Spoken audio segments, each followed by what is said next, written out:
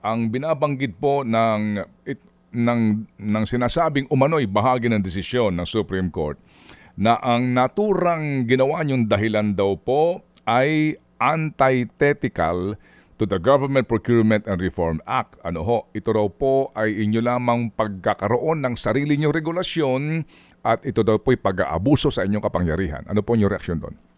Tama naman po. Yung kanilang explanation, kadahilanan ay nire-respeto, ginagalang at kinikilala po ng Commission on Elections. Subalit maganda nga po na nagkaroon ng ganitong klaseng kaso at nagkaroon ng ganitong klaseng desisyon, Sir Ted, sapagkat naliwanag ang extent, ang lawak ng kapangyarihan ng Commission on Election, lalo na sa issue ng procurement. Sapagkat, siyempre po ang COMELEC ay isang constitutional body, independent at that. So ngayon po, naging maliwanag na dapat pala kinakailangan kapag sa issue ng ganyang procurement, kinakailangan pumasok muna sa procurement kahit pa makapangyarihan halimbawa ang COMELEC, kinakailangan pumasok muna sa procurement bago magkaroon ng issue ng disqualification. Subalit Sir Ted, siyempre po sa kasalukuyan, hindi pa namin natatanggap ang kanilang desisyon.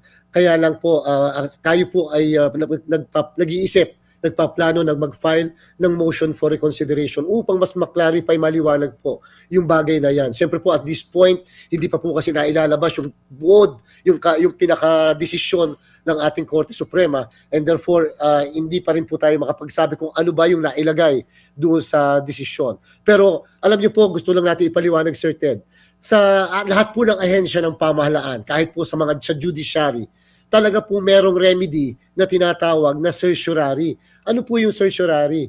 Kapag may pag-abuso sa kapangyarihan, sa jurisdiction, o beyond the jurisdiction, pwede naman talagang questionin ng isang ahensya, quasi-judicial body, isang administrative body, o kahit pa ang judiciary. Pwedeng questionin sa mas mataas na hukuman.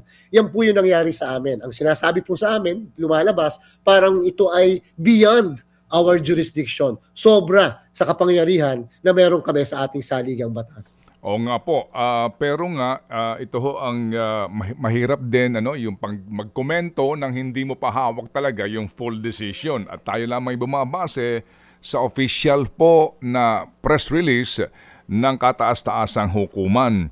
Ano ho ba ang ibig sabihin po, Chairman, dito po sa pahayag ng kanilang PIO na dahil po naman po daw sa practicality and doctrine of operative fact na hindi na po naman po pinipigilan ngayon ng COMELEC sa inyo pong ginagawa na ngayong automation, katulong po itong winning bidder na Miro. Opo, parang lumalabas po Sir Ted. Siyempre at the time na tinaas sa Korte Suprema yung issue ay wala naman pong maliwanag pa tungkol sa interpretasyon ng kapangyarihan ng COMELEC patungkol dito po sa ating procurement process na tinatawag. So at that time, hindi naman po naging maliwanag pa kung kaya ang presumption, may presumption na ang COMELEC ay gumagawa ng mga hakbang in the performance of our function, regularity po, Sir Ted, in the performance of our official function. Kaya lang, kung magkakaroon po ng desisyon ng Korte Suprema at sasabihin na, ay teka muna, ang inyong ginagawang kapangyarihan, ang inyong exercise na kapangyarihan ay lampas sa pinaprovide ng ating saligang batas and therefore abuse of discretion yan, o sige, kaya lang from now on, from here on, hindi ito pwedeng bumalik doon sa panahon na wala pang desisyon. Ang desisyon ng Korte Suprema ay prospective, papunta sa kinabukasan. So ibig sabihin po kung ano yung ginawa na po namin sa procurement, nangyaring procurement ay hindi na po babalikan kung hindi sa mga susunod na procurement, kinakailangan isama na namin at payagang makapag-participate yung didisqualify po natin. So, kung iintindihin po ng pangkaraniwan po lamang ng mga mamamayan ang binabanggit po ninyo, na ibig sabihin nga po ng doctrine of operative fact na iyan, disqualified pa rin ang Smartmatic ngayon. Yun po ang implikasyon sa kasalukuyan na lumalabas po, valid ang lahat ng ginawa namin matapos namin ilabas yung disqualification, valid yung nangyari po namin procurement, subalit sa mga susunod na procurement, pagkatapos po nito o pagkatapos itong 2025, kinakailangang maisama na yung pong Smartmatic sa mga procurement po namin. Maliban po na lamang kung mayroong magpipetisyon para ho naman questionin ang inyo pong iginawad na kontrata sa Miro system particularly. tama po, ngayon pong araw na ito na tayo po nabigyan ng impormasyon na may magpa-file na po ng petition to question yung pong pagkakabigay namin ng award sa Miro system. At yan naman po, Sir Ted, ay isang welcome development. Tinatanggap po natin yan. Sabi nga po natin, kami naman po, sinunod lang namin yung timeline ng COMELEC.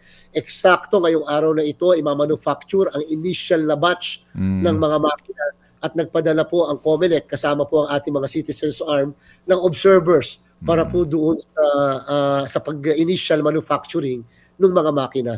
Opo, para lang ho naman sa kaalaman po ng lahat, ano ang magiging epekto kung sakasakali na merong nga maghahain ng petisyon sa Supreme Court para questionin po ang kontratang inyong iginawad sa Miro Systems, so usapin po ng temporary restraining order o ipahinto ito at hindi na kayo magtuloy sa inyo pong napagkontatahan?